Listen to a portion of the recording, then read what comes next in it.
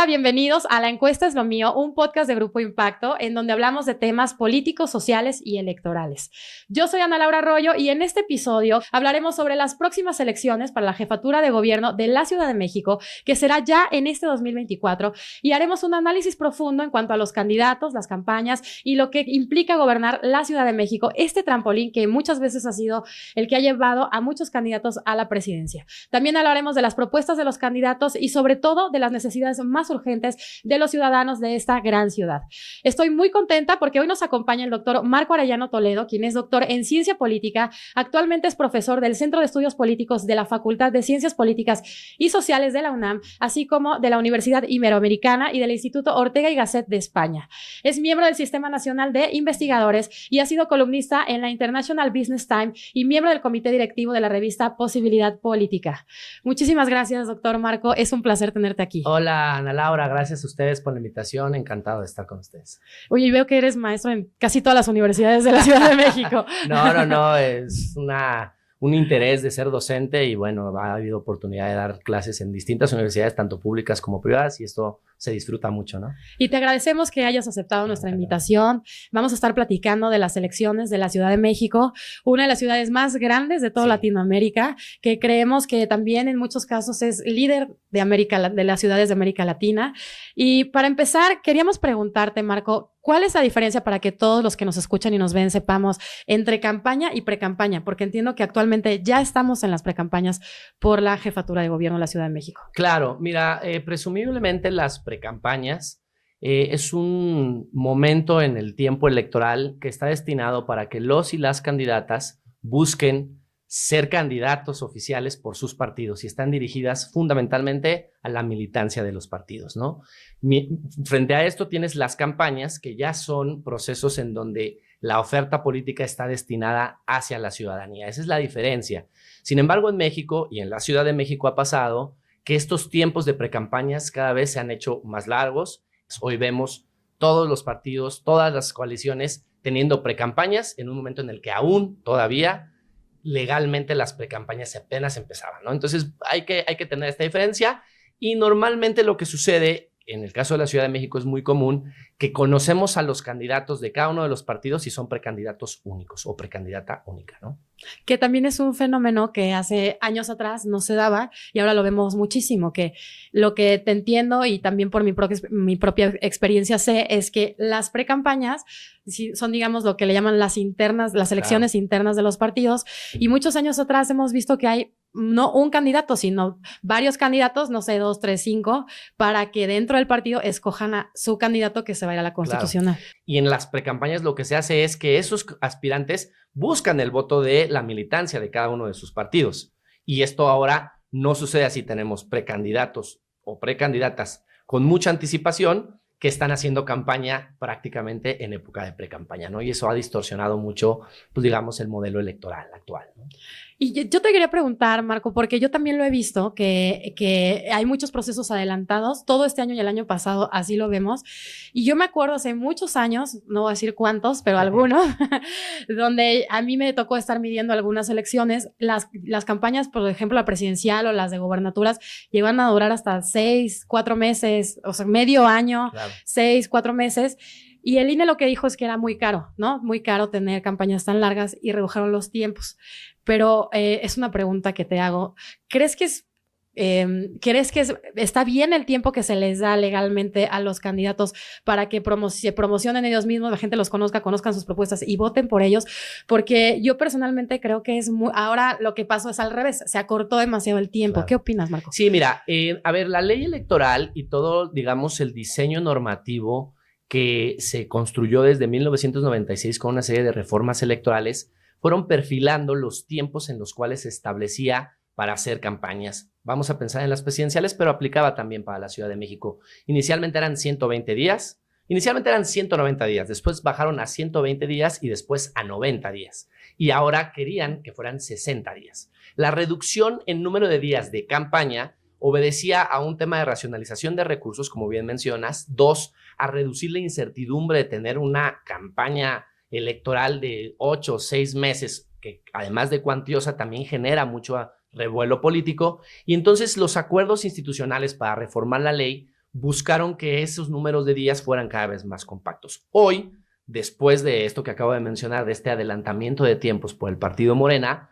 en realidad lo que ponen entredicho es si realmente ese número de días son suficientes para hacer campaña, porque ahora, desde mucho tiempo atrás, tenemos precandidatos que no se les puede llamar precandidatos, les llaman representantes del movimiento, líderes del movimiento, y eso genera pues que la campaña se vuelva otra vez de 90, de 120 o hasta de 160 días. Si ahorita contamos los tiempos que ya llevan de campaña los candidatos y las candidatas, les podremos contar 45 días y todavía en tiempos oficiales tenemos apenas 10 días de precampañas, ¿no? Entonces se ha alargado muchísimo, pero es respuesta a la necesidad de hacer política también, ¿no? Creo que cuando el modelo electoral se fue perfilando a tener un número muy compacto de días, era porque buscaban que la competencia fuera muy, muy estricta en un momento determinado, pero eso inhibe la política. La política quiere estar todo el tiempo haciendo política, ¿no? Claro. Y bueno, vamos a entrar de lleno a las elecciones en la Ciudad de México. Y tenemos diferentes candidatos, como tú mismo lo decías, aspirantes únicos a la candidatura de la jefatura de gobierno en la Ciudad de México. Y vamos a empezar por un panorama general. ¿Qué percibes tú en un primer arranque general de las ofertas políticas que tenemos por los diferentes partidos para ser el jefe de gobierno de esta ciudad tan hermosa que tenemos? Sí, la Ciudad de México es una ciudad complicada, es una ciudad retadora para gobernar, ¿no? Tiene la mayor cantidad de policías por habitantes, tiene la mayor cantidad de población que tiene cualquier ciudad en el país o cualquier estado federado en el país. Es una ciudad que tiene unas complejidades muy importantes en temas de seguridad, en temas de transporte público y algunos otros grandes retos que tiene la ciudad. Pero a diferencia de otras entidades del país, no tiene tantos problemas de pobreza o de pobreza rural, aunque hay zonas rurales en la Ciudad de México, también hay que decirlo.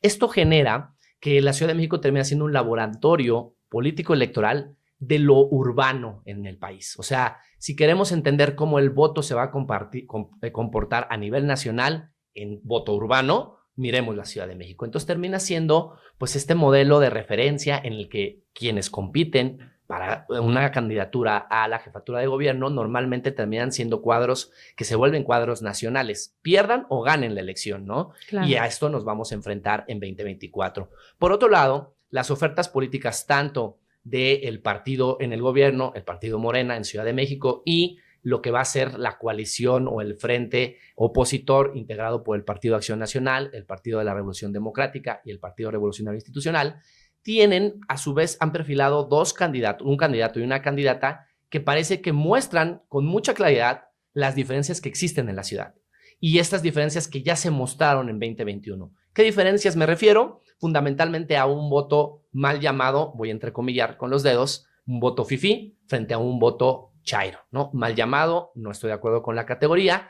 pero en 2021 fue muy claro que había dos grupos de electores que se perfilaban por una opción política y por otra. ¿Quiénes son? Aquellos que están en el hartazgo frente al gobierno central y al gobierno de la Ciudad de México, al partido gobernante, frente a aquellos que dicen que la transformación tiene que continuar y tiene que seguir y que interpretan un México distinto, ¿no? Me parece que ese es el colofón en el que se van a desarrollar las campañas. Va a ser la de la Ciudad de México, probablemente, me atrevo a adelantar, la elección más competida de todas las elecciones estatales que va a haber en el país en 2024, de las 10 que vamos a tener. Vamos a hablar concretamente de estos dos bloques que tú dices, que socialmente se han hecho, derivado también de la política de nuestro país. Que tú decías chairos y fifís, ¿no? Y bueno, vamos a hablar primero de la candidata de Morena, Clara Brugada. ¿Y qué atributos ves en ella? Que ella representaría al primer bloque y que en el país es el más grande en este momento, ¿no? Claro, no olvidemos que el país también se encuentra a nivel nacional dividido por aquellos quienes interpretan que el proyecto de nación es un proyecto que tiene que atender a los que menos tienen, a las que menos tienen, frente a otros que dicen que el proyecto de nación tiene que profundizar el avance económico o macroeconómico y el libre mercado. En el caso de Clara Brugada, es una candidata de amplia trayectoria de izquierda, viene desde algo que se conocía línea de masas allá por los 80s, desde los 70s, pero ella más en los 80s. Línea de masas viene formada en una izquierda tradicional, asociativa, contestataria, ¿no? que ha hecho ya 2 veces gobierno en una de las alcaldías más importantes de la Ciudad de México, que es la alcaldía Iztapalapa, que tiene una gran cantidad de problemáticas: pobreza, inseguridad, delincuencia, un problema de transporte público, en fin, tiene muchas o ha tenido muchas problemáticas. Y Clara Brugada, en estas 2 experiencias de gobierno, pero sobre todo en la última, ha parecido como que ha resuelto muchos problemas en Iztapalapa. Ahorita, si quieres, pasamos más al tema de cómo está la base de esas propuestas, pero lo que podría decir en un primer saque es que esta candidata sí tiene un empaque político electoral muy claramente definido de la Cuarta Transformación y del Partido Morena. No así el otro candidato o aspirante que se queda en la lucha, ¿no? En estas precampañas adelantadas, que era Harfuch, ¿no? En este sentido, parece que Clara Brugada, aunque no gana la encuesta, sí gana la posibilidad de ser candidata para Ciudad de México y tiene el empaque de un político, o en este caso de una política del Partido Morena, con lo que esto significa para bien y para mal, ¿no? O sea, ¿crees lo que estoy escuchando, y si no me corriges, es que Clara Brugada tiene la experiencia que se necesita? Digamos que en Iztapalapa, y yo también lo comparto, que es una alcaldía muy complicada para gobernar la Ciudad de México. Sí, totalmente. Mira, a ver, pensando en lo que ha hecho Clara Brugada, que son, digamos, sus logros más resonantes y con los cuales va a intentar hacer campaña ahora por la Ciudad de México, está el tema de los senderos seguros, está el tema de las utopías, está el tema del transporte del cablebús, ¿no? Hay 3 o 4 políticas públicas claramente identificables, palpables, tocables por la ciudadanía, reales que se ven. Tú ves las utopías, tú ves el cablebús, tú ves el sendero seguro por Iztapalapa, y eso te recuerda a la jefa de la alcaldía, ¿no? Pero también hay que hacer una precisión. La Ciudad de México, y en especial Iztapalapa, es el sureste del país, ¿no? Como López Obrador y el presidente López Obrador apoyó el sureste con el Tren Maya, con toda la inversión en el sur-sureste del país, en el gobierno de la Ciudad de México se apoyó Iztapalapa como si fuera el sureste de la Ciudad de México, con todo el apoyo del gobierno central de la Ciudad de México, ¿no? Pero ahí están las políticas públicas, ahí se ven. Uno puede encontrarse el sendero seguro cada noche que pase por Iztapalapa, y es una política que parece muy sencilla, muy obvia, pero que no habían hecho otros políticos en la ciudad, ¿no? Claro. Y vamos a hablar ahora de Santiago Taboada, que representa el otro bloque. Sí. A ver, con Santiago Taboada hay varias cosas muy interesantes para perfilar. Él tiene una experiencia política mucho más, no lo quiero decir limitada, pero sí más corta por la edad, incluso es mucho más joven que Clara Brugada en la política en general, en la Ciudad de México en particular, y con una experiencia de gobierno en la alcaldía de Benito Juárez también muy perfilada. Benito Juárez ha sido todo el tiempo una alcaldía panista, una alcaldía que ha votado al PAN y que vota a Santiago Taboada, incluso con todos aquellos cuestionamientos sobre el famoso cártel inmobiliario y todo el crecimiento inmobiliario que ha habido en Benito Juárez.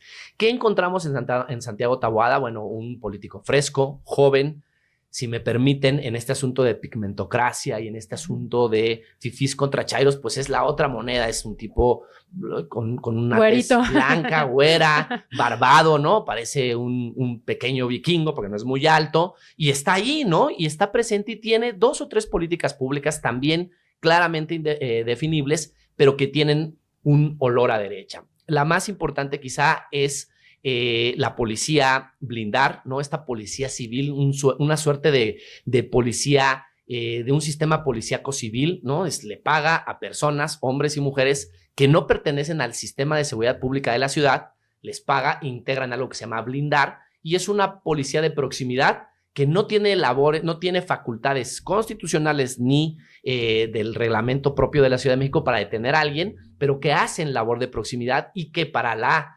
ciudadanía de Benito Juárez ha sido tangible y en un tema de seguridad ha sido importante. La otra gran apuesta que ha hecho Santiago Taboada es el tema del desarrollo inmobiliario, que se ha ya postergado por varios periodos en la alcaldía de Benito Juárez, y en especial pensemos en Mítica, que aunque hace colindancia con Coyoacán, y todos los Grand Ams, perdón, en el comercial, pero todos estos desarrollos inmobiliarios que ha habido, pues ha vendido a Santiago Taboada como un alcalde que genera condiciones para habitar la ciudad, genera condiciones para habitar la ciudad en este caso la alcaldía, que es segura y que tiene todo el empaque para que la clase media viva ahí y viva bien, ¿no? Entonces, otra vez, mientras tienes las utopías, mientras tienes cablebús para transportar gente por las barrancas de Minas y por Iztapalapa, tienes un candidato que te está ofreciendo policía privada, te está ofreciendo vivienda cara, porque es una vivienda cara. Vivir en Benito Juárez es de las alcaldías más caras en términos de renta per cápita y de todo lo que se mueve en términos de lana ahí. Entonces, tienes esas dos nuevamente perfiles, ¿no? De políticos y de propuestas de políticos y políticas, ¿no? Y tú nos decías que la Ciudad de México es un laboratorio de todo el país, o de las principales ciudades del país, o de todas las ciudades del país. ¿Así estamos en todo el país? Mira, ¿esa es la división sociopolítica económica que tenemos en México? Yo creo que podríamos decirlo que no necesariamente en números, pero sí en una visión de qué hacer con el país y con la política. Sí hay una clase media aspiracionista, entre comillas, y cito al presidente, frente a una clase más trabajadora que ha tenido dificultades para sobresalir y para poder desarrollarse, que apoyan a uno y a otra propuesta, ¿no? Esta clase media y quizá clase alta, pero la clase media es la que forma la franja más importante de Acción Nacional en el caso de Benito Juárez, pues sí está en otras ciudades del país y sí está representada con otra clase media. Vamos a llamarla expresionista, no, pero es una clase media tangible, ¿no? El presidente ha sido muy insistente tratando de demeritarla, diciendo que es aspiracionista, tratando de decir que en realidad es una clase que no pertenece a la altura que ella misma se cree y ha tratado de minimizarla, pero ahí está. Yo creo que en todas las ciudades del país urbanas sí hay una interpretación o identificación con esta clase media que cuestiona al presidente y que no le gusta la manera en que el presidente López Obrador gobierna y sus gobiernos de Morena gobiernan, ¿no?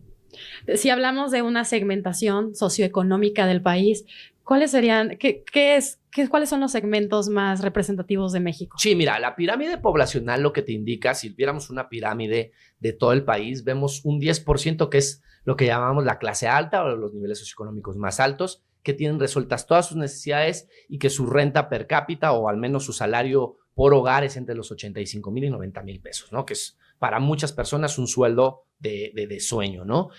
Luego está, ese es el 10%, luego está una gran franja de clase media que ahí algunos expertos demógrafos hablan entre clase media alta, clase media media y clase media baja, pero es clase media que es más o menos el 40% de la población, con ese sumo 50, el 10 de la puntita y 40 el otro, que la integra la clase media, que es una clase media trabajadora, que trabaja en el sector servicios, que integran sueldos y salarios entre 17,000 y 25,000 pesos, aunque hay obviamente sus picos y sus bajos, y que representa a la clase trabajadora que paga impuestos, pero que, y ahí en palabras otra vez del presidente, pareciera que se sienten que están en la pirámide del 10% y no lo están. Y luego más abajo está el otro 50% de la población, que lo podríamos dividir en un 10% de pobreza extrema, o ahora reducida según los indicadores que ha difundido el propio INEGI, pero que ese otro 50% se divide con un 10% de nivel de pobreza extrema, ¿no? Donde no pueden darse la mayoría de los insumos básicos para vivir al día a día y que las políticas del presidente López Obrador los han apoyado. Hay familias que reciben 3 o 4 apoyos de todo el programa de políticas sociales y que han salido adelante. Ese son el 10% de ese 50%, ¿no? Y luego está otro 40% que es la pobreza, que no es extrema, que gana un salario a la que se vio beneficiada con el incremento de los salarios mínimos ahora, que estamos hablando de que están ganando entre 4,500 y 9,000 pesos mensuales, ¿no? Por hogar, que integra pues un gran grueso de la población y es quizá la clase más ofuscada y más enojada con la vieja política y con la política de acuerdos, de negocios y de corrupción. Entonces, a eso es lo que integran los niveles socioeconómicos en el país. ¿A quién le habla? No me extiendo más. ¿A quién le habla un candidato y otro o un partido y otro? Bueno, a ese 40% de clase media le habla el PAN, un poco al 10%, y el 50 del 60 restante está para el partido Morena. Está muy segmentado, ¿no? Eso lo vemos en todos lados. Por eso te lo quería preguntar, porque creo que así es más ilustrativo. Sí. Cuando tú nos dices, pues es que a quién le hablan los partidos, nos queda, creo yo, mucho más claro saber por qué son los discursos como son de uno u otro partido y a quién le están hablando, y que electoralmente implican cierto número de personas, claro, que son las que pueden ir o no ir a votar el día de las elecciones. Claro. ¿No? Sí, están llamados, nada más digo esto, están llamados a votar 91 millones de personas en México. Es la elección más grande que haya organizado el INE y que haya vivido el país. Es mucha gente votando ese día, a ver cuánta gente realmente sale votando. Sí, luego vamos a hablar de abstencionismo, claro, que claro, es ahí un dato que es súper importante, sí, en este tema, ¿no? Claro. Y vamos a hablar ahora de Salomón Chertorivsky. ¿Quién es? Salomón Chertorivsky es un cuadro de la política que quizá también encaja muy bien en una visión ni tan de Clara Brugada ni tan de Santiago Taboada, porque es un candidato que tiene experiencia política, en integrando despachos de gobierno de dos diferentes partidos. Él trabajó con Enrique Peña Nieto como secretario de salud, ¿no? Secretario de salud a nivel federal, y fue también con Miguel Ángel Mancera, secretario de Desarrollo Económico, ¿no? Y ahora está en un tercer partido, bueno, nunca militó ni en el PAN ni en el PRI, pero fue funcionario de esos gobiernos, y ahora aparece como una opción de Movimiento Ciudadano en esta tercera vía, en esta suerte de tercera vía, que en realidad pareciera que Movimiento Ciudadano le apuesta a quitarle votos más al frente opositor que al partido Morena. Ahorita si lo deseas podemos hablar un poco de ello, pero sigo con Salomón. Salomón tiene este perfil, obviamente, también muy pegado hacia una clase media, hacia una interpretación de una forma nueva de hacer política, en donde no divide el campo político entre fifís y chairos, sino divide el campo político entre desarrollo, futuro y planteamientos como de mediano y largo plazo. Y lo colocan ahí con una intención de voto pequeña, ya ahorita seguramente veremos encuestas, pero realmente es un político que puede crecer en la campaña, y desafortunadamente ese crecimiento de campaña le va a restar votos a una sola fuerza, y esa va a ser a la del frente opositor. No creo que Salomón Chertorivsky le quite votos al partido Morena, ¿no? Entonces hay que esperar. Es un candidato que además se ve ahora por un daño colateral, pues un poco golpeado por todo el escándalo de Nuevo León, todo lo que ha pasado con Nuevo León y con aquel gobernador que quiso ser candidato a presidente y que ahora otra vez es gobernador, y que le ha pegado duro al partido Movimiento Ciudadano como esta opción de hacer nueva política frente a estos dos polos de los que he hablado, ¿no? Claro, y entonces lo que tú dices es que digamos que la coalición de PAN, PRI, PRD, etcétera, que ahorita vamos a hablar de ellos, sí. Más Movimiento Ciudadano, digamos que van por el mercado social y electoral de la clase media hasta la clase alta, correcto, ¿no? Y Morena sigue quedándose como el único partido con su candidata que van por los votos, por así decirlo, de la clase baja, claro, en todos sus espectros, ¿no? Sí, y una cosa más, en la Ciudad de México hay, no la voy a llamar clase, pero no quiero también dejarlo de mencionar, un grupo muy fuerte de influencia intelectual, económica, cultural, que radica por el centrismo de la ciudad, que radica en Ciudad de México, y que esa es variopinta. O sea, hay intelectuales, profesores, docentes, investigadores, académicas, gente que se dedica al cine, al arte, que se mueve en cualquiera de los espectros políticos, con opciones de izquierda, de derecha, de centro, y que esa también es una gran parte de la población en la Ciudad de México, no hay que olvidarla, y que no encaja en estas categorías que ahorita hemos marcado como más cajones electorales. Más predominantes. Grandes. Exacto. Y bueno, ¿qué opinas de las coaliciones? Ya que platicamos ahorita que parecía que están de moda, ¿no? Este Frente Amplio por claro, México, bueno, Frente Amplio que ubica en la parte nacional al PAN, PRI, PRD. Partidos que por muchos años no fueron amigos, ahora ya los vemos que son amigos. El PAN y el PRI, desde que, bueno, yo crecí, no voy a decir, hace muchos años, eran enemigos, ¿no? Y ahora ya los vemos que están en una coalición. Morena está solito y por ahí está Movimiento Ciudadano también.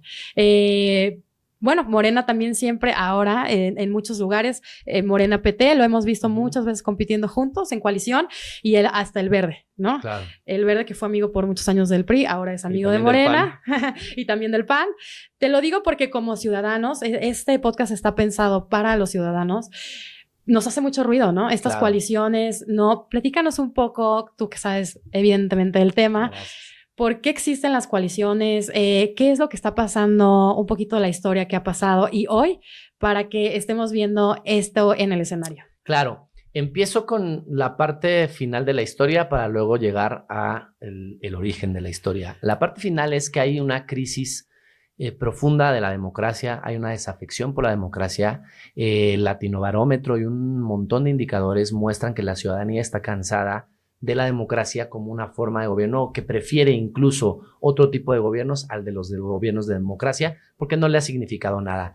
Y en realidad, cuando uno analiza desde la teoría, pero lo vamos a poner en la práctica para quienes nos escuchan y nos ven, sea más claro, cuando uno analiza las razones de por qué hay una crisis de la credibilidad de la democracia, en realidad lo que uno encuentra es que hay un problema con los partidos políticos. Los partidos políticos están fallando, han fallado y tienen 25 años fallando en este país.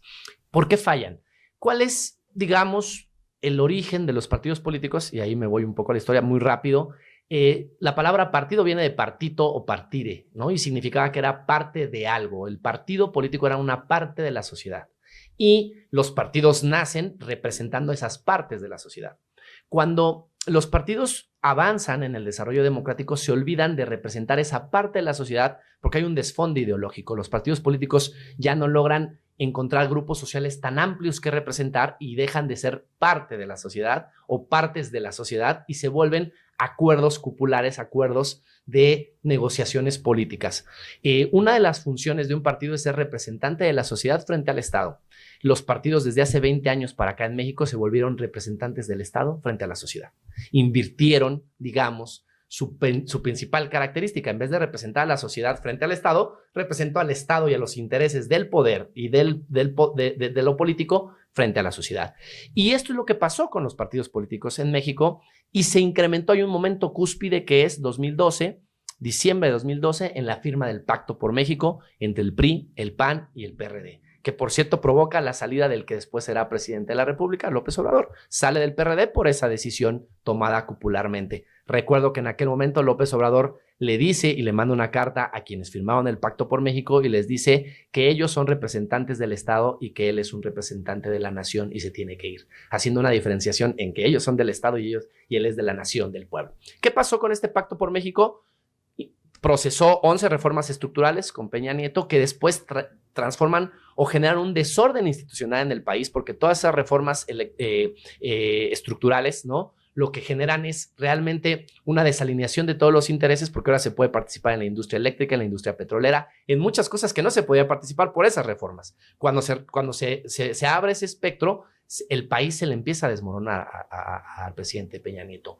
¿Qué pasa? Y ahora llego a la pregunta específica. ¿Qué pasa? Bueno, estos partidos en esta alianza del Pacto por México logran un acuerdo de sobrevivencia y de supervivencia para combatir el nuevo partido en el poder, el partido hegemónico que es Morena. Así es como llegan los partidos con un desfonde ideológico, con poca capacidad de representación, pero con un solo interés: conservar sus posiciones políticas. Y eso los ha mantenido pues a todos juntos, pero a toda la ciudadanía no sabiendo por qué ahora el PAN y el PRI se hablan. Y cierro con esto, no sé si tú te recuerdas ahora que hablabas de hace muchos años, el PRD de algo que se quejaba es que habían matado 500 perredistas el PRI en los 80s, y el PAN se quejaba de que el PRI también había hecho algunos de estos problemas, ¿no? Y ahora todos están juntos, o sea, es realmente inaudito. Esa coalición es una coalición de intereses.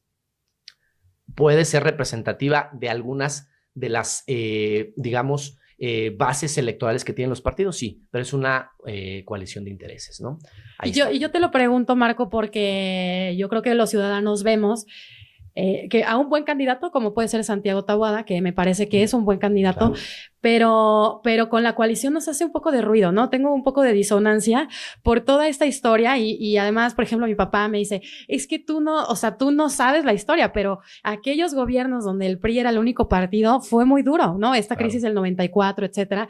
Y lo típico que nos dicen los grandes a los jóvenes, a los chavos, bueno, yo estoy en medio, es no sabes la historia. Entonces, por eso te lo pregunto, claro, porque puede ser que a nuevos votantes de 18 años, etcétera, que no saben esta historia, no les hace tanto ruido como a nuestras generaciones que dices, es que es raro, ¿no? Porque están juntos.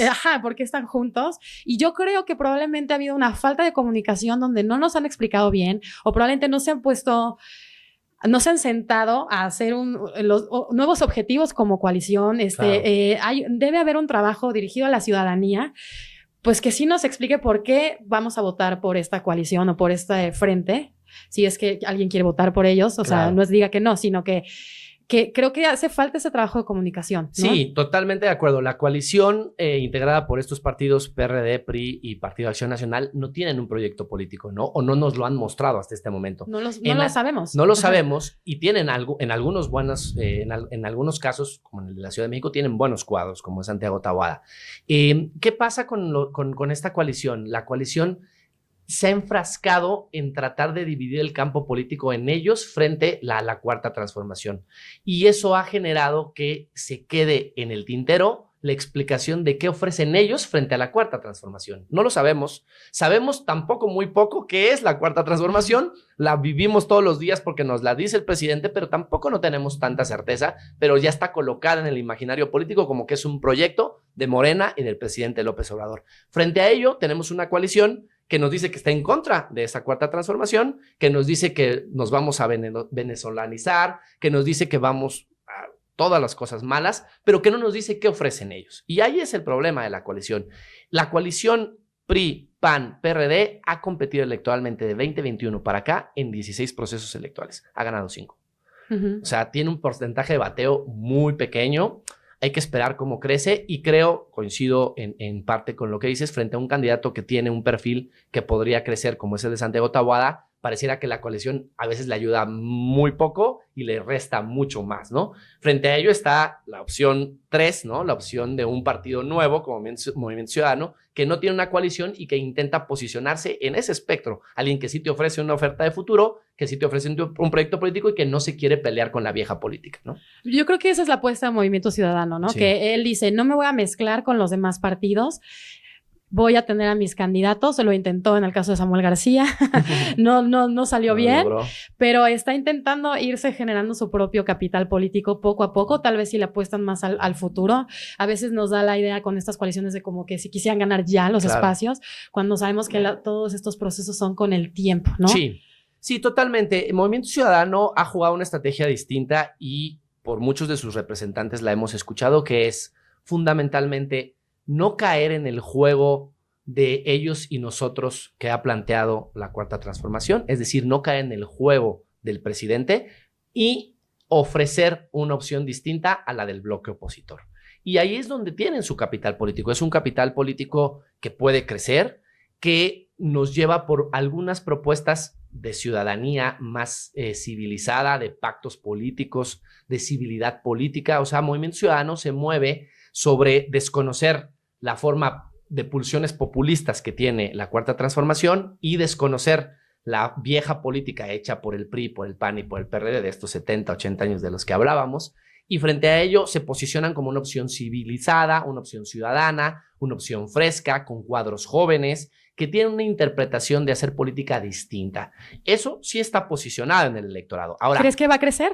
Yo creo que va a crecer, pero no creo que termine siendo la oferta política que busca la Ciudad de México. La oferta política que busca la Ciudad de México, si lo pudiera yo entender así, es normalmente la Ciudad de México es una ciudad opositora al poder central. Desde el 1997 para acá ha votado en contra del partido que radica en la federación aquí, o sea, el partido que gobierna a nivel nacional vive los poderes del Estado, viven en la Ciudad de México, y desde el 97 los electores y las electoras de Ciudad de México han votado en contra de ese partido que gobierna. El PRI en el 97, el PRI en el 2000, en el 2006 el PAN y así sucesivamente.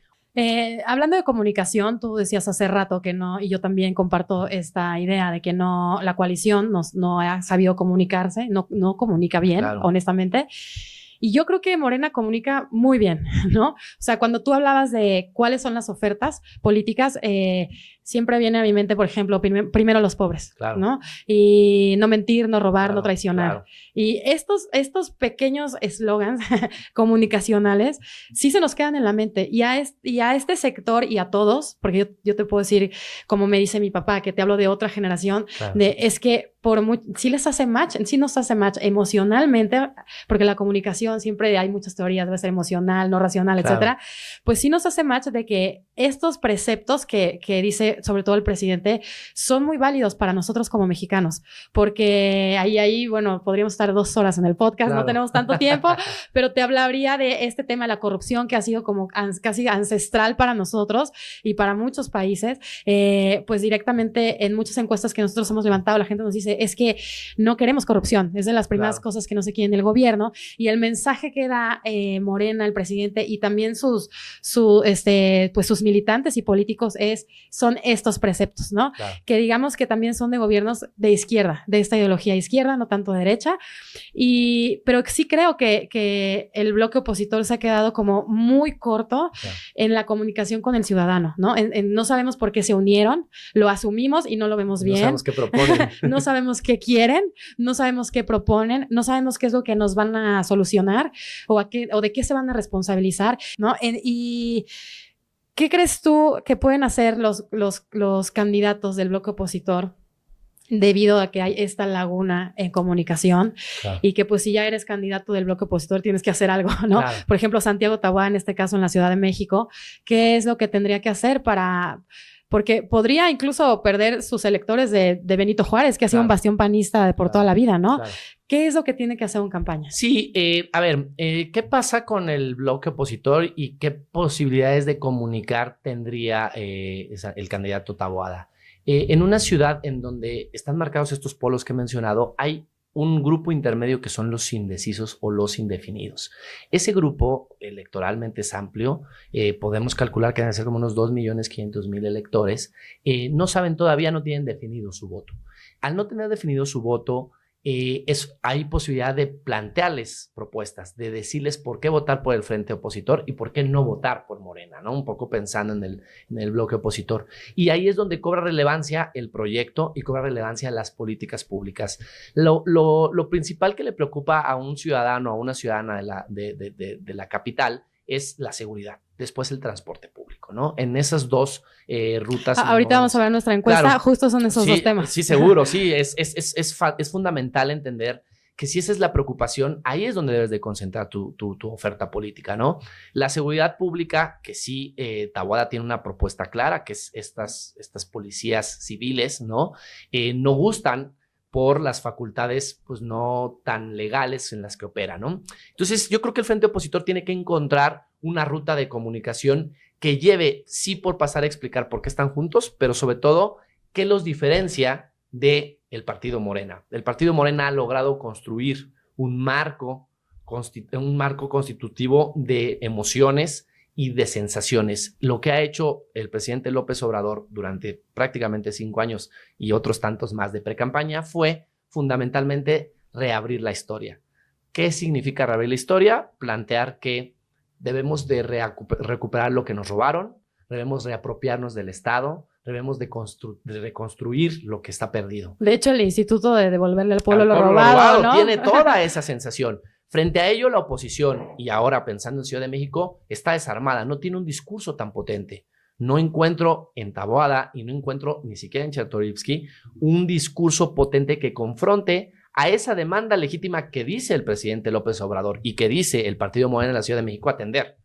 Lo ha atendido con algunas políticas públicas, pero sigue habiendo rezagos. Pero eso no hay un discurso de la oposición. Yo no veo un discurso que pueda construirse si no es a partir de enfrentar y descalificar lo que ya se ha hecho. Tienen que caminar por una ruta distinta de la comunicación, que es qué propuestas distintas y mejores te doy respecto a los de enfrente, ¿no? Y pues también hablar de resultados, ¿no? Por ejemplo, claro. Taboada, que ha sido alcalde en Benito Juárez, pues puede hablar de qué es lo que ha pasado en Benito Juárez en sus 3 años como alcalde, ¿no? Claro, sí, reivindicar un poco lo que ha hecho ahí, que en realidad es una alcaldía, me voy a escuchar bastante petulante, pero es una alcaldía que casi se gobierna solo, Benito Juárez, por varias razones. O sea, tiene, ya decía yo, el per cápita, tiene un alto índice de civilidad, tiene alumbrado, tiene toda la infraestructura. O sea, tiene problemas de agua y tiene un tema de la vivienda, ¿no? Que se ha crecido muchísimo.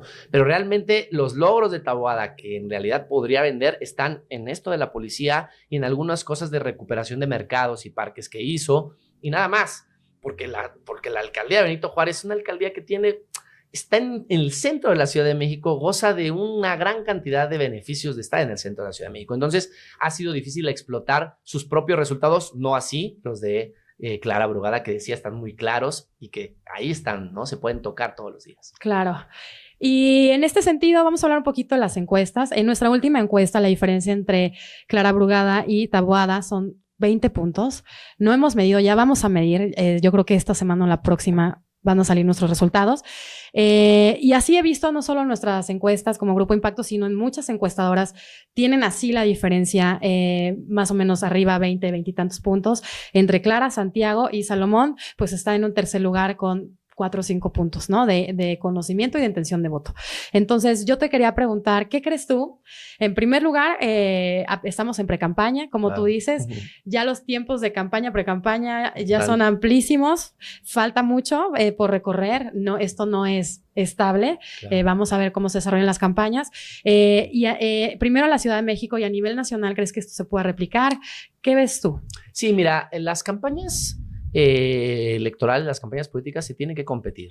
Los números son estos que mencionas, marcan una amplia ventaja a nivel Ciudad de México y a nivel federal por las candidatas del partido Morena, pero las campañas tienen que suceder y conforme vayan avanzando las campañas, el desgaste propio de hacer campaña y de enfrentarte a los debates, poner publicidad de spots, participar en recorridos en la ciudad, te enfrentas a problemas que pueden generar coyunturas y que pueden cambiar la situación de la expectativa del electorado.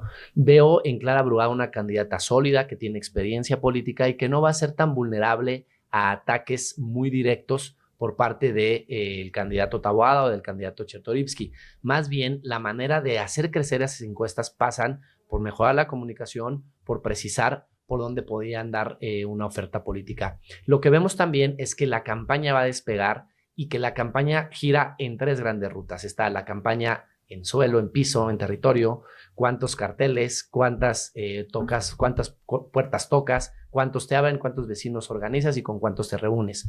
Campaña en piso. Luego está la campaña en el ecosistema mediático, tanto digital como spots, etcétera, etcétera, en donde también recorre un gran camino los candidatos. Tienen que hacerse del ecosistema digital e influir en el hacer comunicación política. La comunicación política es el establecimiento del dominio de la opinión pública. Ahí corre una segunda parte de la campaña. Y una tercera tiene que ver con los proyectos. ¿Qué proyecto tengo y cómo utilizo la parte 1 y la parte 2 para implementarlo? Esto no lo hemos visto todavía, va a empezar a suceder. Y ahí yo creo que el candidato Taboada podrá reducir a menos de doble dígito lo que parece ahorita una desventaja grande y que puede ser competitivo. No espero en Ciudad de México una elección que se vaya a doble dígito. Ahorita así aparecen las encuestas, pero estamos empezando ya formalmente. Considero que se va a reducir a menos de doble dígito y que puede ser competitiva la candidatura de Taboada si hay un resbalón a nivel federal o a nivel Ciudad de México de la propia candidata Brugada, ¿no? Y si lo hace bien. Claro. Yo veo que todavía hay mucho que hacer. Claro. ¿Y tú qué piensas en cuanto a las alcaldías? Porque creo yo que la candidatura por la jefatura de la Ciudad de México puede influir de manera muy importante en las alcaldías que también van a tener elección. Es decir, nosotros en el 2024 vamos a elegir a nuestro jefe de gobierno y a nuestros alcaldes.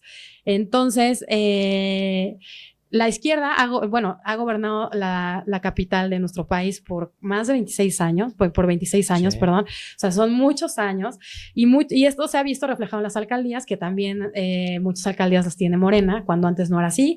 Y ahorita vemos como que muchas alcaldías las ha ganado la oposición. ¿Qué crees que suceda con las alcaldías? ¿Crees que haya voto cruzado? Es decir, que votemos por un partido para alcalde y por otro partido para jefe de gobierno, o que la tendencia de los 2 principales candidatos por la jefatura va a permear en nuestra decisión por los alcaldes. ¿Qué va a suceder? Claro, mira, el electorado de la Ciudad de México es un electorado sofisticado. Sí se puede esperar que haya un voto diferenciado, sí hace una valoración importante en la soledad de la urna. El voto chilango establece un voto inteligente y sofisticado. Así se mostró en 2021, en donde tanto a nivel federal para Diputación Federal, a nivel alcaldía, hubo diferencias importantes entre cómo el voto chilango se fue dando.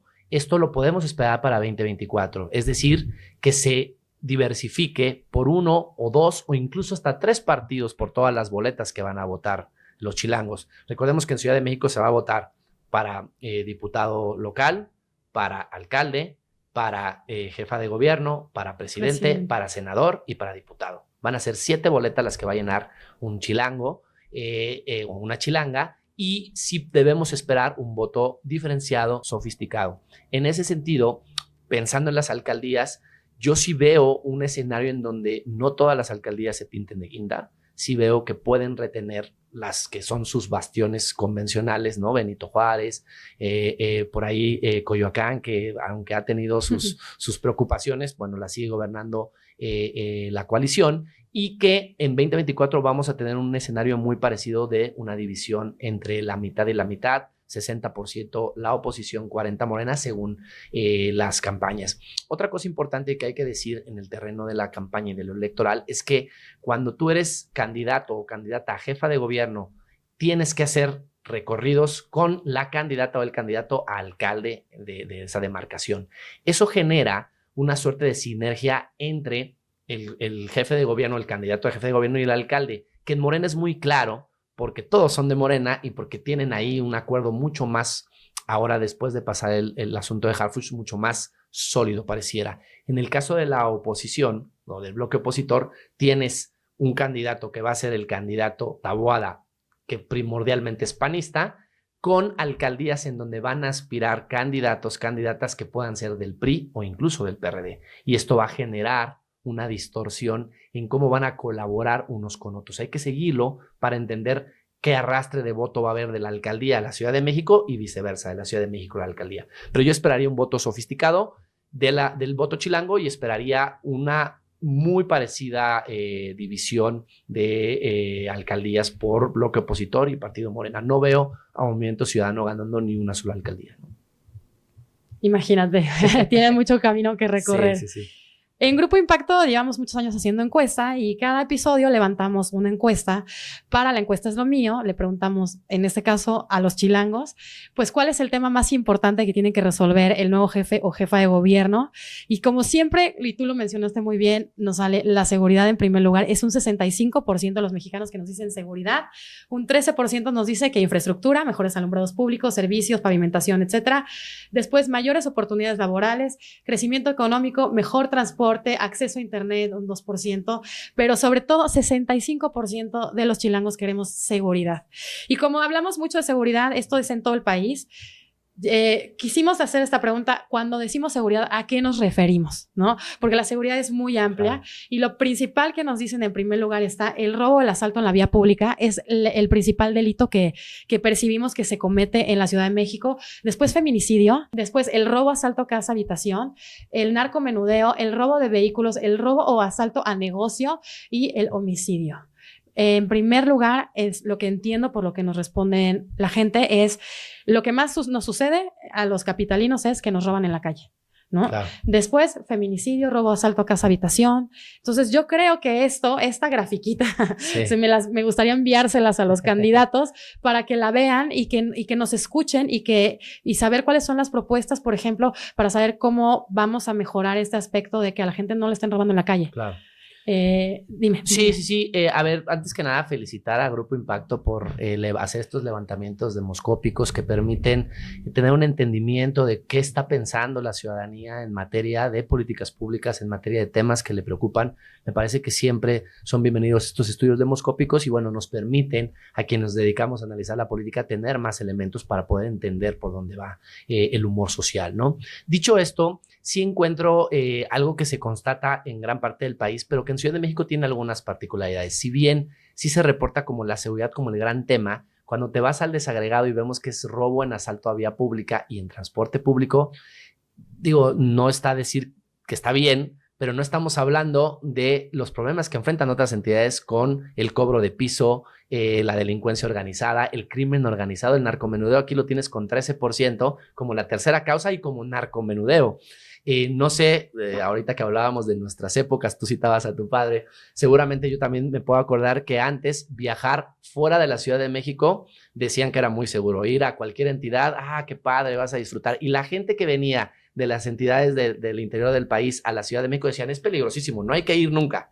Y ahora pareciera que la Ciudad de México termina siendo un oasis de seguridad. De seguridad me refiero a crimen organizado, delincuencia organizada y narcotráfico. Y se coloca este gran tema que es el de robo en vía pública y robo a transporte público. Y lo que dicen los expertos en las grandes urbes es que este tipo de robo se da por lo conglomerado de la ciudad, ¿no? Porque somos muchos. Somos muchos, ya te roban la cartera, porque hay veces que es robo con violencia y hay veces que es robo sin violencia. Te metes al metro y sales sin celular o sin cartera. Tú te metes a TikTok, a YouTube y hay un montón de videos de cómo le dieron su merecido los ocupantes del transporte público al ladrón. O sea, de eso tratan. Lo que refleja realmente es el problema de inseguridad que se vive en el transporte público. No hemos encontrado una solución. Hay un deterioro también del transporte público del metro. Tuvimos grandes problemas ahí. Y creo que ahí los candidatos se deben de concentrar. ¿Qué modelo de transporte público merece una ciudad con 9, 10 millones de personas que viven aquí y otros 10 que hacen transeúnte todos los días por la misma, ¿no? Ahí es donde deben de estar las políticas públicas de los candidatos en las campañas y hoy todavía no las escuchamos. El cablebús resolvió llegar a las barrancas, a las minas, tanto en el poniente como en el oriente de la Ciudad de México, pero no ha resuelto el tema de la seguridad en el transporte público, en micros, en lo que antes conocíamos como el Ruta 100, que ahora tiene otro nombre, ¿no? Ahí siguen esos problemas. Yo creo que hay que atenderlos y los candidatos deben de ofrecer presupuestos reales. Y fíjate que estaba pensando en nuestra gráfica, no podemos abrir un catálogo muy grande porque se disemina la información, pero robo, asalto en vía pública y transporte público junto con feminicidio, yo que soy mujer, ahí te lo puedo decir, y muchas amigas y gente que conozco que viaja en transporte público siendo mujer, es bien difícil, ¿eh? Yo me acuerdo en la universidad que agarraba el metro y siempre me traía mi super abrigo, aunque me muriera de calor, porque no falta el cuate que te quiere agarrar como no se debe, que te quiere tocar, que te sigue. Entonces, podría haber una propuesta y una realidad donde se cuida a las mujeres en el transporte público. No digo que a los hombres no les pase, por supuesto que también todos sufrimos en eso, pero sí, yo me acuerdo, yo te hablo por mí, cuando yo tenía que tomar el pecero para llegar a mi casa, híjole, iba con muchísimo miedo, ¿no? Sí. Y se oye y se sabe de muchas veces que una chavita que se subió en la combi ya no llegó, ¿no? Entonces yo creo que la seguridad, hablando de seguridad aquí en la Ciudad de México y en todo el país, pero en este episodio nos toca hablar de la Ciudad de México, la seguridad en el transporte público es básica para hombres y mujeres. Sí. Y el candidato que la ofrezca y la cumpla, y yo creo que todos le vamos a aplaudir durante su gobierno y cuando ya no esté, ¿no? Claro, no, totalmente de acuerdo. A ver, creo que el problema de los feminicidios y en general todo el acoso y todas las situaciones que se dan en el sistema de transporte público en la Ciudad de México en agravio a las mujeres obedece a causas estructurales que todavía los gobiernos no se han querido meter a detalle. Se han tratado de hacer políticas públicas, ¿no? El vagón rosa, el timbre, el silbato, cosas que dices son paliativos. Tenemos que atacar de raíz el problema de los feminicidios que lleva por una serie de baterías de política pública, de una redefinición de la cultura e incluso del patriarcado que tenemos en este país tan arraigada y que ningún gobierno le ha querido entrar. Entonces sí, es terrible y yo diría ahí, sin ánimo de parecer comercial, que una de las propuestas de la candidata Clara Brugada por eso fue tan exitosa. Sendero seguro, solo voy a iluminar la calle por donde van pasando las personas, hombres y mujeres. Suena súper simple, pero fue muy exitoso. Hay una calle principal que atraviesa prácticamente toda la delegación Iztapalapa, que es Ermita Iztapalapa. Es eje 8, se llama Popocatépetl y llega prácticamente hasta Puebla o por allá, ¿no? Esa calle, que es una calle de 6, 8 carriles, era oscura hace 4 años. Hoy tiene un alumbrado que por lo menos te da un poquito de más tranquilidad. No digo que te lo resuelva, pero te da un poquito más de tranquilidad. Entonces creo que ahí hay que entrarle a muchos temas que agravian a las mujeres y que esperemos teniendo una candidata, en este caso Clara Brugada, mujer, podría ser una opción, ¿no? No, y también a los hombres. Claro. Yo hace muchos años, a mi papá, por ejemplo, le hicieron un secuestro expreso, ¿no? Llegó súper golpeado, no aparecía, fue horrible. Entonces, sí tenemos en México, por estadísticas y datos reales, pues que las mujeres sufrimos o sufren más de violencia, pero también los hombres, claro, ¿no?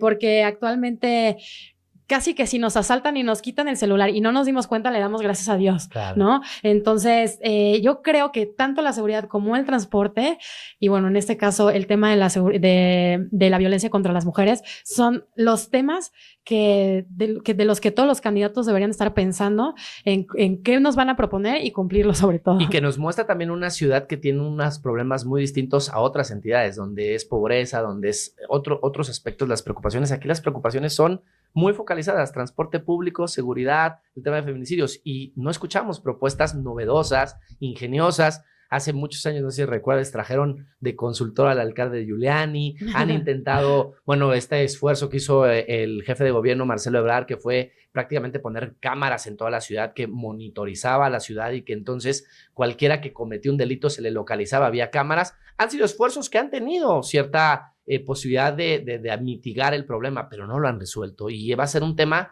que los candidatos tendrán que enfrentar, ¿no? Claro. Y en otro episodio del podcast platicábamos que el tema de la seguridad pues es multifactorial, ¿no? Claro. Lo entendemos, lo sabemos, no es culpa solamente del gobierno, pero tiene que hacer su parte, Claro. ¿no? El tema de los policías, mejor sueldo a los policías, mejor capacitación a los policías, como dices, el transporte, yo creo que aquí en la Ciudad de México nos urge transporte, ¿no? Todos los vagones del metro siempre están llenísimos, ya no cabe ni una aguja, Sí. en fin, son muchas cosas las que hay que resolver, pero el tema de la seguridad, como dices, a veces son cosas tan sencillas como alumbrar una calle, Sí. ¿no? Como poner un policía donde se debe, bien capacitado, que también es un tema la Claro, policía, ¿no? claro. Pero bueno, en fin, y que lo vean y se preocupen por eso, porque lo que queremos es hacer un enlace entre esta parte que es la política, que a veces nosotros sentimos que está como que en otra dimensión, Claro. y la ciudadanía que es la que todos los días sube al metro, la que todos los días estamos, pues en riesgo, muchas veces así nos sentimos en la calle. Claro. Y vamos a ver, ahorita están las precampañas todavía, falta tiempo, ojalá que en las campañas escuchemos y tengan pensadas propuestas buenas, serias, reales, pues para resolver estos temas. Claro, no, totalmente. Yo diría, si me pudiera atrever a dar un consejo a los candidatos, a la candidata, es que uno de los mayores retos de los y las políticas es establecer la posibilidad de que los ciudadanos confíen en sus instituciones, ¿no? Que haya confianza ciudadana.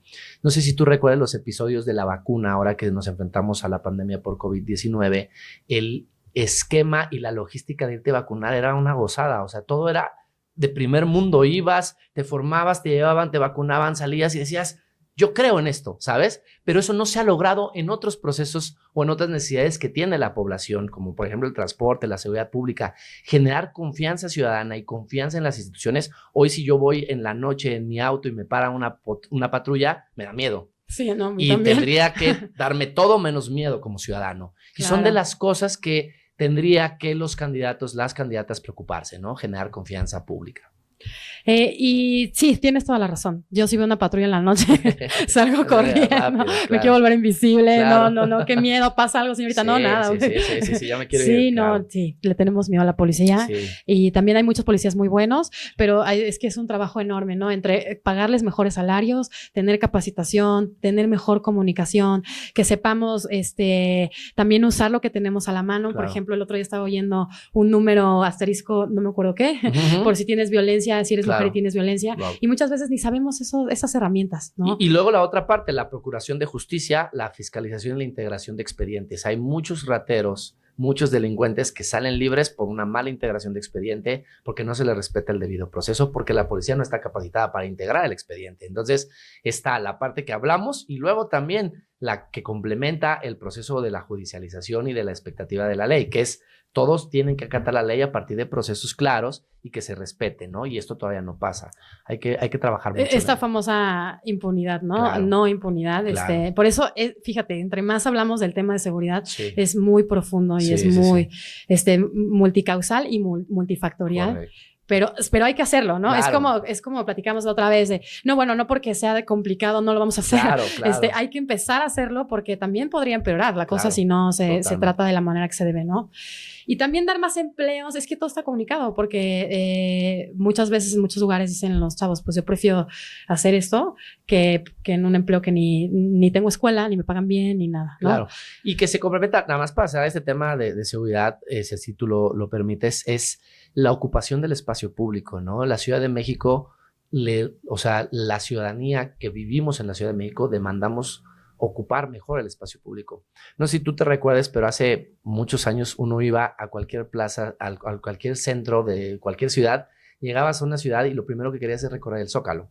Hoy nadie ocupa los espacios públicos como lugares de recreación, sino más bien vas a una plaza, porque ahí te sientes seguro. No vas al Zócalo de la ciudad, no vas al Zócalo de Coyoacán, no vas al Zócalo de Benito Juárez, no vas al Zócalo de Iztapalapa. Ni a muchos parques, ni a ningún parque. Si no están alumbrados. Porque no están alumbrados. Te da miedo. O porque hay problemas de delincuencia. Entonces, la ocupación del espacio público y garantizar que esa ocupación se dé por la ciudadanía es otro de los retos de las candidatas y del candidato, ¿no? De los candidatos. Y esto se traduce, obviamente, en confianza en las instituciones, ¿no? Claro. No, bueno, nos apasionan estos temas. Sí. Vamos con lo último, que es ¿qué sectores de la población considera que son los que requieren mayor atención por parte del gobierno de la Ciudad de México? En primer lugar están los adultos mayores, el 28% de la gente nos dice eso. Después los niños y adolescentes. Después, personas en situación de calle, son los 3 primeros lugares: adultos mayores, niños y adolescentes, personas en situación de calle, mujeres, personas discapacitadas y migrantes. Si te das cuenta, pues de todo lo que estamos hablando aquí es de población o grupos vulnerables, ¿no? Claro. Porque probablemente percibimos, aunque el gobierno sí lo haga y si hay ayudas, pues que son los que menos ayuda y apoyo tienen por parte del gobierno. No, totalmente de acuerdo. En lo que refiere al primer indicador de adultos mayores del 28%, debemos recordar que la Ciudad de México es una ciudad que empieza a envejecer, ¿no? Es una ciudad que se le acabó el bono juvenil, este bono productivo que decía que iba a tener un montón de gente joven trabajando, y cada vez empieza a envejecer más y no se renuevan los cuadros con nuevos hijos e hijas en la ciudad. Entonces, la preocupación de muchos que tenemos padres, abuelos, madres, abuelas, es qué van a pasar con mis adultos mayores, porque al final hacia allá voy yo y ellos también están ahí. Entonces hace mucho sentido que el humor social en esta encuesta refleje que la principal preocupación son qué pasa con los adultos mayores. Los tenemos trabajando de cerillitos, ¿no? De repente que para ocuparlos, pero en realidad se merece un adulto mayor después de que ya trabajó, cotizó, terminar trabajando al término de su vida productiva. Creo que no, creo que tendríamos que profundizar pilares, tendríamos que profundizar la ocupación nuevamente del espacio público por los adultos mayores en parques, juegos, cosas que tendrían que ser de la recreación, y eso pues, se escucha de avanzada respecto a los problemas que tenemos de abasto de agua, de temas para que los adultos mayores tengan sus condiciones mínimas, medicinas, ¿no? Todo lo que refleja ser un adulto mayor, que no solo es porque eres viejito, te tengo que transportar de un lugar a otro. O sea, necesito medicinas, necesito que tengas, que puedas resolver con tu pensión, pues tu vida del día a día, ¿no? Que tengas acceso a la salud. En fin, todo eso me parece que hace todo el sentido que aparezca como la primera. Y luego viene, digo, niños y adolescentes lo podríamos trabajar, pero me brincó mucho el de migrantes, ¿no? La Ciudad de México se ha vuelto una ciudad que ha recibido en los últimos 4 o 5 años, producto del endurecimiento de las políticas migratorias, tanto de Estados Unidos como nosotros de la propia frontera sur del país, pues una gran cantidad de migrantes. Cada vez vemos más personas de distintos países que no solo están de tránsito en la ciudad, sino que se quedan en la ciudad, y que vemos que incluso son víctimas de trata de personas o son víctimas de grupos delincuenciales que los organizan y los ponen a pedir dinero en las calles, ¿no? Los migrantes merecen un trato digno, adecuado, y creo que la Ciudad de México tiene que empezar a desarrollar políticas públicas para atender a aquellos que así deciden quedarse. Los migrantes tienen una condición de grupo vulnerable. El solo hecho de emigrar por una condición de pobreza o de persecución política o de cualquier índole, que es lo que pasa con muchos de los migrantes de América del Sur y del Centroamérica, debe de tener una respuesta a la Ciudad de México, una ciudad de vanguardia, una ciudad que tiene un Producto Interno Bruto poderoso, que es la primera economía del país. No podemos echar en saco roto todo eso y darles la espalda a los migrantes. Tenemos que trabajar con ellos, viendo cómo se reincorporan al sector formal, o permitirles el tránsito hacia donde van, porque luego la diáspora migrante no es para quedarse en la Ciudad de México, se quedan porque no pueden avanzar. Entonces me parece que ese número, aunque es pequeño, que es el 6%, empieza a asomar una problemática de la que en 2024 a 2030 las y los candidatos que ahora buscan el voto para gobernar la Ciudad de México deberán atender, ¿no? No, y tuvimos un episodio de justo migración en México, y donde nos decía la experta, que la experta en migración que tuvimos como invitada, que además se empiezan a quedar aquí y es un problema porque no hay refugios, y México debería y debemos estar pensando en qué vamos a hacer con eso, ¿no? A mí, de toda esta situación de personas vulnerables, lo que más me llama la atención es las personas en situación de calle. Es un 21% de la gente que nos dice que debemos de apoyarlos, y creo que sí, porque pues empatizando con esta situación, pues está muy, muy indigno, muy difícil, muy inseguro, que ves a niños en la calle, ya no te digo adultos, sino muchos niños están en situación de calle, y creo que ahora que tenemos más mujeres en el poder, te lo digo porque en el episodio que también tuvimos ya de las mujeres rumbo a la presidencia, estudiamos que donde ha habido mujeres presidentas, pues justo se le da más atención a estos grupos vulnerables. Esperemos que sea aquí en México, pero ya no es un tema de género, de hombres o mujeres. Yo creo que debemos, o debiera de haber, ojalá que así sea, pues cierto recurso, objetivos como política pública en un gobierno que se destine acciones y trabajo a todos estos grupos vulnerables que son súper importantes atenderlos, ¿no? Claro. Niños, personas en situación de calle, migrantes, adultos mayores, en fin, mujeres, este tema de la violencia contra las mujeres. O sea, me encantaría oír propuestas, candidatos que nos hablen de cómo también van a resolver, atender, ayudar, apoyar a todos estos grupos vulnerables. Claro, no, yo diría que si los candidatos, la candidata a la Ciudad de México quieren construir una plataforma política, que miren las encuestas del Grupo Impacto y que vean qué le está doliendo a la población, cuál es el humor social de la población y entender justo estas dinámicas, ¿no? Caer en situación de calle, todos podemos caer, ¿no? Esa es la realidad. Una mala situación económica, personal, te genera depresión, ansiedad, alcoholismo, drogadicción y terminas en la calle, pudiendo haber sido el más o el menos de la sociedad en general. Entonces, me parece que es un grupo que hay que atender, que lo vemos a diario. Nuestra ciudad está llena de personas en situación de calle, que además suman otras vulnerabilidades. Si eres persona en situación de calle y además eres mujer, tienes 2 vulnerabilidades. Si eres persona en situación en calle, eres mujer y eres migrante, tienes 3 vulnerabilidades. Y estás ahí y no hay quien te y eres niño, algo. Tienes más vulnerabilidad. Claro, o niña. Claro, son 4 vulnerabilidades. Y ahí tendríamos que hacer un llamado a evitar la mezquindad de muchos contribuyentes de la Ciudad de México que declaran y dicen: nosotros ¿por qué tenemos que atender a los migrantes si ellos no cotizan y no trabajan aquí? Esa es una mezquindad social, ¿no? Están aquí, están de paso, se tienen que quedar, no creen a veces en los refugios, ¿no? Tienen dudas, tienen muchos problemas como para todavía voltearles la espalda como sociedad y como sociedad avanzada a la que aspiramos a los de la Ciudad de México, ¿no? Y ¿sabes qué, Marco? Por último, este tema de que no queremos que el gobierno resuelva todo, porque también está la idea del Estado paternalista de dame y resuélveme todo, pero sí puede poner la plataforma para que todos podamos ayudar, ¿no? No sé, hacer algún planteamiento de poner refugios e invitar a los ciudadanos a llevar comida, que sea de puertas abiertas, donde todos veamos que de verdad las cosas se les van a dar a la gente. En fin, hay muchas formas en las que yo creo que poniéndole atención se puede empezar a ofertar, resolver esas situaciones, no solo con dinero, recursos, etcétera, del gobierno, con participación ciudadana, pero que lo planteen, ¿no? Yo creo que tienen todas las herramientas de poder plantear ciertos programas donde entre todos podamos atender muchas cosas. Y sobre todo la Ciudad de México, que ha demostrado un alto nivel de solidaridad y de asociacionismo en muchas causas, ¿no? O sea, si hay confianza ciudadana en las instituciones y las instituciones facilitan procesos de incorporación de la ciudadanía para apoyar estos grupos vulnerables, mucha ciudadanía estaría dispuesta, ¿no? Porque el chilango es así, la chilanga es así. El problema es que hay déficit de confianza pública en las instituciones, no están los programas, las propuestas que tú mencionas, entonces no tienes una manera organizada y segura de ayudar. Entonces no ayudas también, ¿no? No, somos súper solidarios los mexicanos, la verdad. Queremos tener la seguridad de que las cosas se van a ir a llegar a las personas, Pero que se puede.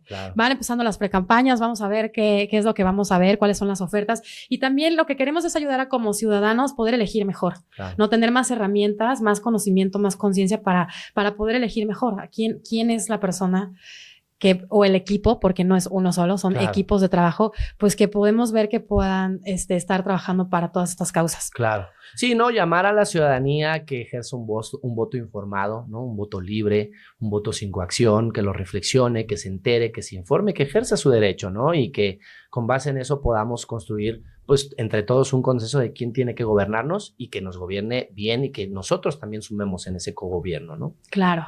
Oye, Marco, y por último, una pregunta. ¿Ya viste los spots de precampaña? Sí, claro.